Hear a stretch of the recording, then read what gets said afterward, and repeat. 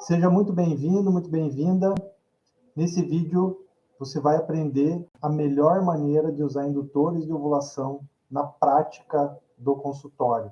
Eu quero falar aqui para vocês aí como que é a utilização desses indutores de ovulação no consultório, né? Como que a gente utiliza esses indutores. O citrato de clomifeno, né, apesar de ele ter aquela questão com o endométrio, né, com o colo do útero, ele pode ser muitas vezes a primeira opção, né? Às vezes na região que você está, você só tem o clomifeno, ou o letrozol ainda é muito caro aí na tua região, então você pode tentar realmente com o citrato de clomifeno.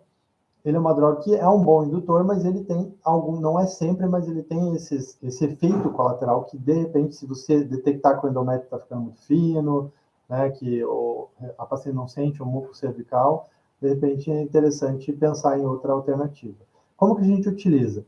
Ele é utilizado na dose 50 a 150 miligramas por dia e você vai iniciar ele a partir do segundo dia do ciclo menstrual. Mas você também pode iniciar a partir do terceiro, do quarto, do quinto dia. Então, existem protocolos aí, só que você tem que utilizar ele por 5 dias. Então, você pode começar do segundo ao sexto, do terceiro ao sétimo, do quarto ao oitavo, do quinto ao nono dias do ciclo menstrual. Então, você pode orientar a paciente a utilizar dessa maneira. E quando estiver utilizando o citrato de clomifeno, é muito importante realizar o acompanhamento da ovulação por ultrassonografia. Então, volto a dizer isso aqui. Esse acompanhamento ele é imprescindível, né, no caso da indução da ovulação, porque dessa forma a gente consegue prevenir gravidezes múltiplas e também verificar se o tratamento está ou não está sendo efetivo, né? O acompanhamento com ultrassonografia é necessário também para que a gente possa definir o melhor momento para o casal ter relação, né? Para fazer a programação aí do período fértil, que a gente chama aí de coito programado, né? Ou relações sexuais programadas. Como que a gente utiliza o letrozol?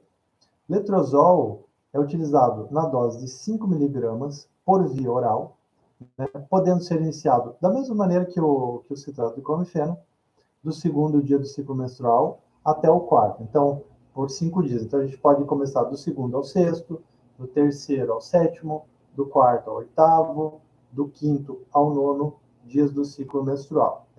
Do quarto ao oitavo, desculpe, do quinto ao nono, do quarto ao oitavo. E a recomendação de fazer o acompanhamento ultrassonográfico é válido também quando se utiliza o letrozol pelos mesmos motivos. A gente precisa fazer esse acompanhamento, né? A gente precisa saber se o nosso tratamento é efetivo, tá?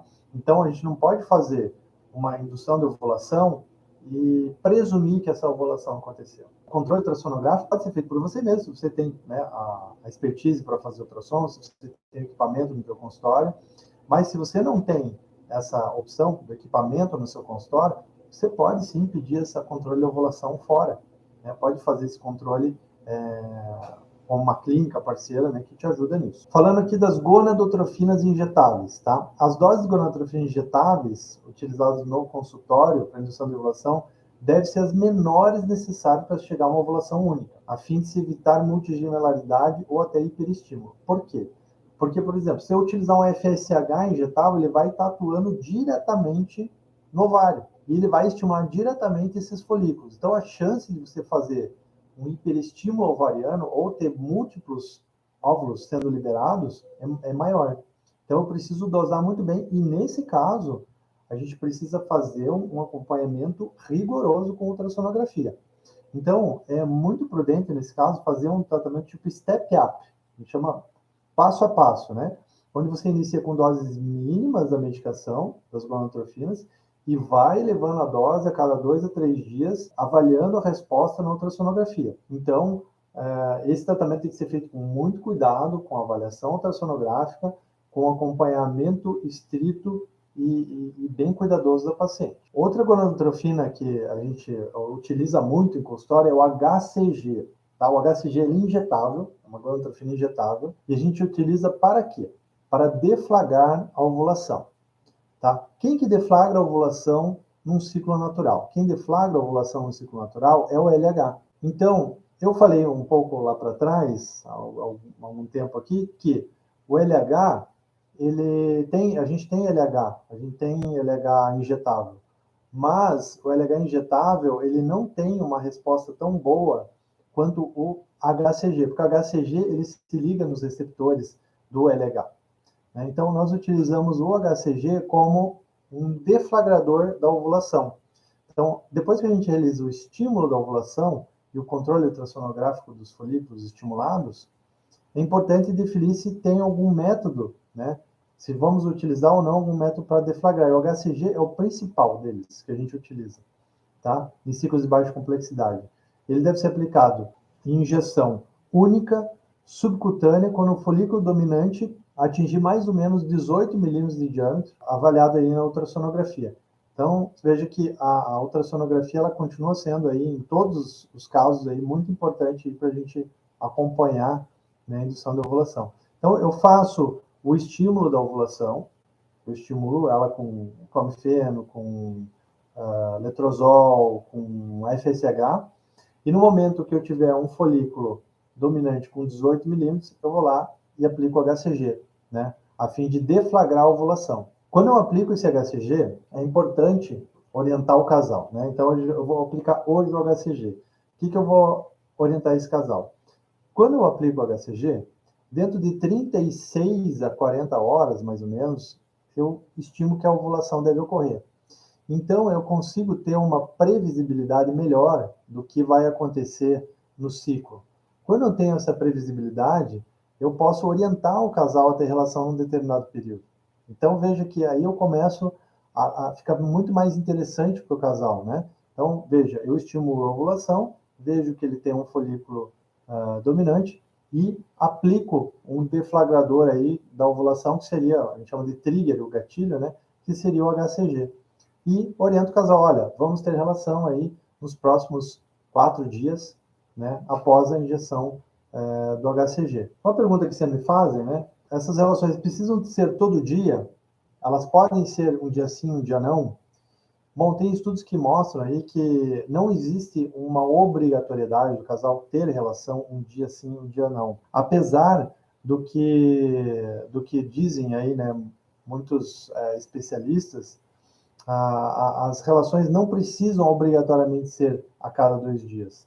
Recomenda-se que seja pelo menos a cada 2 dias, né? Mas se o casal quiser e tiver disposição de ter relações todos os dias, isso não diminui, pelo contrário, pode até melhorar a chance de gravidez. Depois que nós fizemos a indução da ovulação, acompanhamento ultrassonográfico, a deflagração da ovulação com HCG, a orientação do casal, nós temos que avaliar se essa ovulação efetivamente aconteceu. Então, a ultrassonografia entra em campo novamente. Então, a gente solicita que esse casal faça uma ultrassonografia, ou a gente mesmo pode fazer, em torno de uma semana depois dessa injeção da HCG. Para quê? Para procurar por quem? Eu vou procurar pelo corpo lúteo, que é a estrutura que se forma após a ovulação. Né? Então, a confirmação da ovulação é importante para a gente saber se o tratamento está sendo efetivo, se a função de estimular, né, se a sua função de estimular está correta, se eu estou conseguindo estimular corretamente a ovulação. E a gente deve procurar basicamente por esses sinais de ovulação. O corpo lúteo é um desses, o sumiço, vamos dizer assim, do folículo dominante é um outro, né? E, de repente, um pouquinho de líquido no fundo de saco. Né? Então, é importante a gente ter esse controle para ter certeza que o nosso tratamento está sendo efetivo. Se, por exemplo, eu estou usando clomifeno, ela está ovulando. Se eu estou usando o letrozol, ela está efetivamente ovulando. Se eu não preciso complementar com alguma coisa, eu não preciso aumentar aí com uma dose de gonadotrofina injetável, de repente, para melhorar aí esse estímulo.